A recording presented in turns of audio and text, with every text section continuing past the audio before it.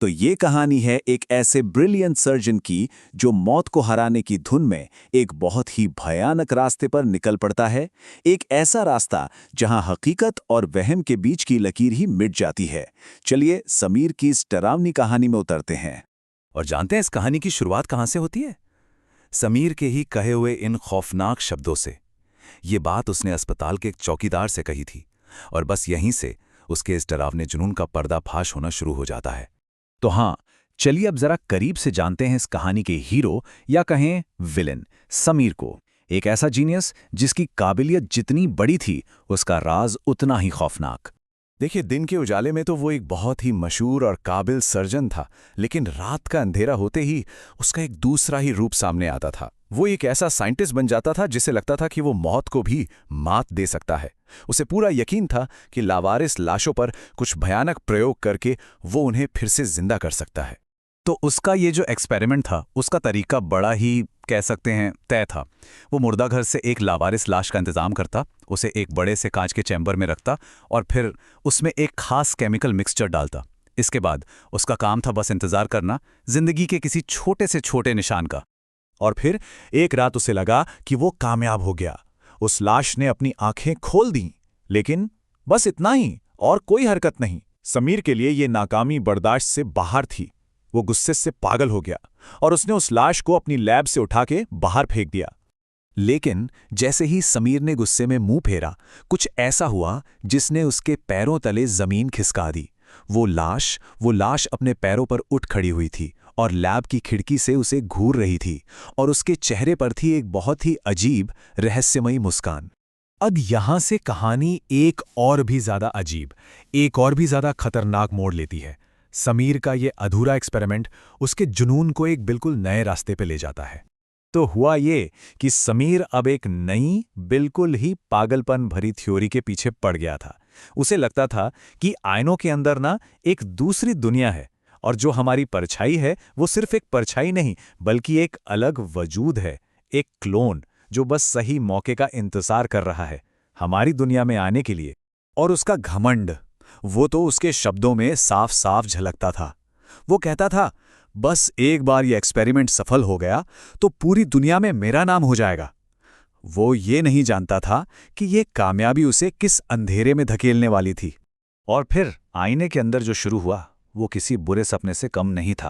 पहले ही दिन परछाई ने उसकी नकल करना बंद कर दिया। 5वें दिन उस परछाई के हाथ खून से सने हुए थे। 10वें दिन वो आईने के अंदर समीर के परिवार की तस्वीरें जलाने लगी, और 15वें दिन तक तो वो अपना ही गला काटने की एक्टिंग करके समीर को तड़पाने लगी। और फिर आईने के अंदर से वो धमकी आई जिसने समीर को अंदर तक हिलाकर रख दिया, तुम भीड़ में भी मेरे साथ अकेले होगे। अब यह बिल्कुल साफ था कि समीर का अपनी ही बनाई इस हकीकत पर से कंट्रोल पूरी तरह जा चुका था। अब समीर पूरी तरह से टूट चुका था, डरा हुआ था। उसे समझ आ गया था कि अगर उसे अपनी जिंदगी वापस चाहिए तो कुछ तो बड़ा करना ही पड़ेगा। और यहीं से कहानी अपने सबसे अहम, सबसे खतरनाक मोड़ पर पहुंचती है। उसने फैसला कर लिया, इस खेल को, इस खौफ को अब खत्म करना ही होगा।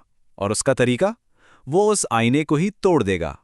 और फिर वो पल आया जो इस कहानी का सबसे खौफनाक मोड़ है। समीर ने एक बड़ा सा हथौड़ा उठाया और पूरी ताकत से आईने पर दे मारा, पर आईना नहीं टूटा, बल्कि एक गहरा, खून बहता हुआ घाव उसके अपने पेट पर बन गया। समीर दर्द से करा रहा था, और टूटे हुए आईने के उस पार से उसकी परछाई, जो अब एक पूरी तरह से आजाद वजूद थी, उसकी आवाज आई, तुमने मुझे आजाद कर दिया। शिकारी अब खुद शिकार बन चुका था। अब यहां से आगे जो हुआ वो हकीकत के टुकड़े टुकड़े हो जाने का नतीजा था। समीर की अपनी लैब अब उसकी नहीं थी, वो एक जीती जागती कैद में फंस चुका था। जरा सोचिए वो मंजर, लैब में हर तरफ लाल इमरजेंसी लाइटें चमक रही हैं, और अंधेरे से निकल रहे हैं उसके पुराने वो सारे फील्ड एक्सपेरिमेंट्स जिनकी भयानक शक्लें थीं। उन्हीं में एक औरत अपनी उंगलियों को मोमबत्तियों की तरह जला रही थी, और इस पूरे खौफ के बीच समीर का हमशक्ल एक साफ सुथरे सफेद कोट में बिना किसी खरोच के खड़ा था।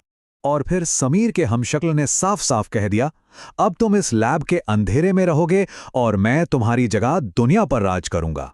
और इसके कहते ही बाकी परछाइयों ने असली समीर को दबोच लिया और उसे आईने के खालीपन की तरफ घसीटने लगे। और फिर समीर के साथ जो होना शुरू हुआ वो शायद मौत से भी ज्यादा भयानक था। उसकी जो त्वचा थी वो अपनी गर्माहट खोने लगी, सुन्न पड़ने लगी और धीरे धीरे एक सख्त चांदी जैसी चीज में बदलने लगी। धीरे धीरे उसके चेहरे के नैन नक्श मतलब नाक, कान, होंठ सब मिटने लगे, चपटे होकर एक बिल्कुल चिकनी चमकती हुई सतह में तब्दील हो रहे थे। वो अब एक इंसान नहीं बचा था, वो बन चुका था एक बड़ा सा जीता जागता आईना, हमेशा के लिए होश में और हमेशा के लिए कैद। मतलब उसे सजा भी क्या मिली? मौत नहीं, मौत से भी बदतर। वो अब कभी मर नहीं सकता था, उसे हमेशा एक आईने की तरह रहना था। और सबसे भयानक बात यह थी कि बाहर की दुनिया में उसका हमशक्ल जब भी खुद को कोई चोट पहुंचाएगा, हर उस जख्म का दर्द असली समीर को महसूस करना होगा, हमेशा, हमेशा के लिए। और लैब से बाहर निकलते हुए समीर की जिंदगी जीने के लिए उसके हमशक्ल के मुंह से निकले ये आखिरी शब्द जो इस कहानी के दर्दनाक सच को बयां करते हैं। तो ये कहानी हमें बहुत ही गहरे सवाल के साथ छोड़ जाती है कि अपने ही अंधेरे में, अपनी ही परछाई में बहुत गहराई तक झांकने की आखिर क्या कीमत चुकानी पड़ती है।